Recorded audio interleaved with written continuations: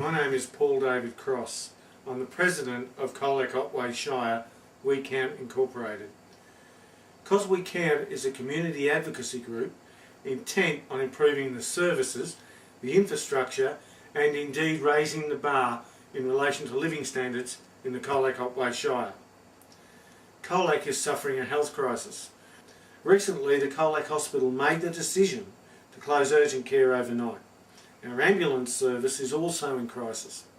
Last year, back in May 2012, I was approached by ambulance personnel who were making claims about the ambulance service and the Colac Hospital. CosWEcount Incorporated have spent the last 9 months obtaining Freedom of Information documents from Ambulance Victoria, which do indeed substantiate those allegations. One ambulance officer has agreed to do an interview with CosWEcount Incorporated. In fact, there will be a series of interviews where Mr. X, as he'll be known, will be discussing the ambulance issue, the urgent care issue and the ambulance abuse by the Colac Hospital.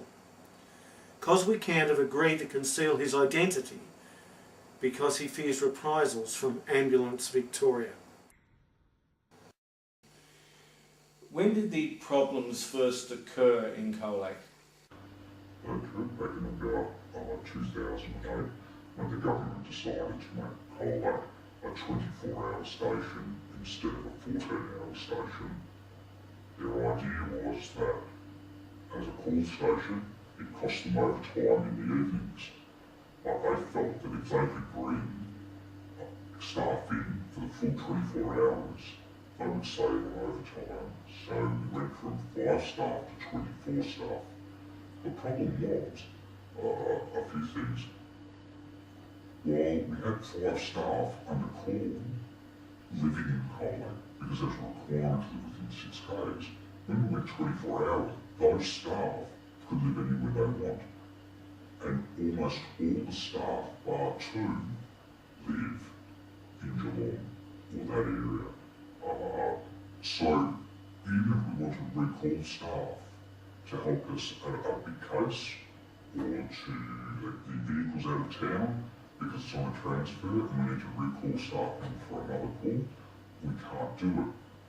The service is very reluctant to recall staff because they promised the government that by making Colac a 24-hour station, they wouldn't need to have overtime at the station.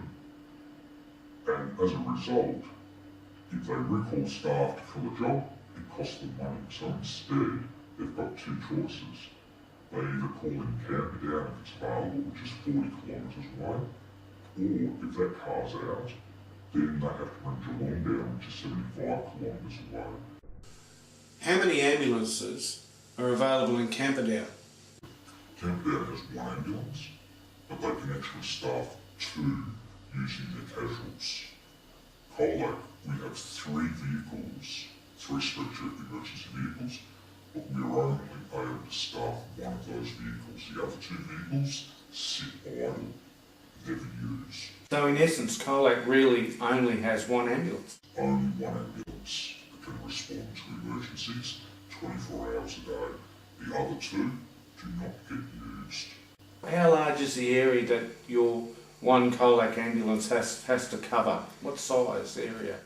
Colac covers a radius of around about 25 k's from the centre of Colac. So towards Camperdown, we go halfway between Colac and Camperdown. We're just short of Cressy for our coverage.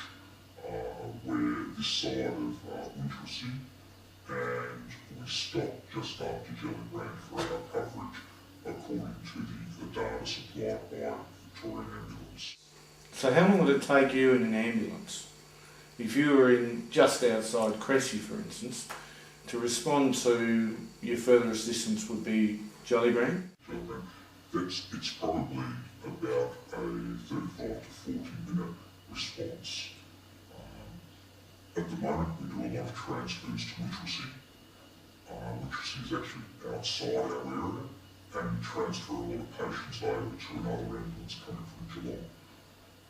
Often we arrive at Winchelsea and we have to wait some time for the Geelong Ambulance to arrive to transfer our patient over. Now when you say transfer, is this is not an emergency patient? No, the hospital has an issue where they have to move patients out of casualty by a certain amount of time or they're penalised. They have two choices. They can admit the patient or they can transfer the patient out to another hospital. So if we get a child who breaks their arm and needs surgery in Geelong, and that surgery is going to be tomorrow, and the hospital should admit the child, plaster the arm so it's stable, stabilise the child in the pain overnight, and then transfer the child the next day when they're much more comfortable. The problem is that if they transfer the following day, they've admitted the patient and they have to pay $250 for the transfer for out of the hospital. However, if they ring up the control room and make out that the child needs to be transferred to Geelong urgently for surgery and forget to say it's the following day, which they often do, and they use their wording quite carefully, those cases are then put as an emergency. And so the closest ambulance response, and that's Colac. So we get many transfer out of Colac that can quite easily wait. Because in Colac Hospital, they're in a stable environment, they've got doctors present, there is no urgency to get them up to Geelong. However, instead, they decide that they want the patient moved straight away, free up the bed, to make themselves look good that they've cleared the patient out much quicker. So they make the job sound more urgent than it is. Or the dispatch centre interprets the wording that they use, that it's an urgent or a life-threatening job, and Colac's only ambulance is forced to then transfer the patient to Geelong, which doesn't require Colac's only emergency ambulance. So they have no hesitation in transferring as many patients out of casualty as quick as they can, because it's free, and they don't mind using Colac's only ambulance. And they're told it's the only ambulance, they're aware it's the only ambulance, but they have no worry about keeping Colac without an ambulance for hours. And when we get to Geelong, what can happen is, if we're the closest car, we can do a transfer, and in one of the cases, Colac ambulance took a patient to Geelong, which was non-urgent, cleared Geelong Hospital, and was then given a transfer to Melbourne. They were gone for the whole 14-hour shift. Colac went without any coverage for 14 hours, and all of our work had to be covered by Camperdown and by Geelong.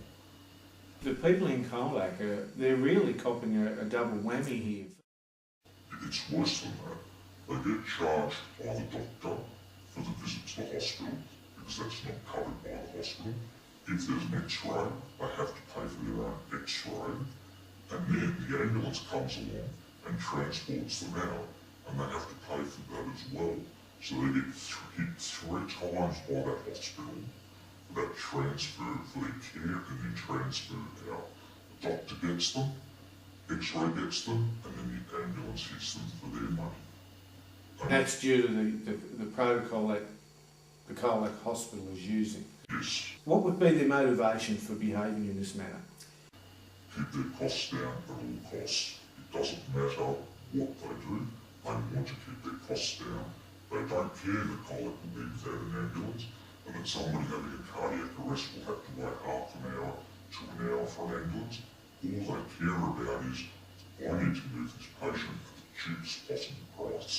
As long as I move them out of casualty within a certain time, our books look good to the government that we get rid of our patients out of casualty quickly, and we're not tied up, and we don't have to pay for a patient who should be admitted to hospital overnight and transferred the next day when they're more stable.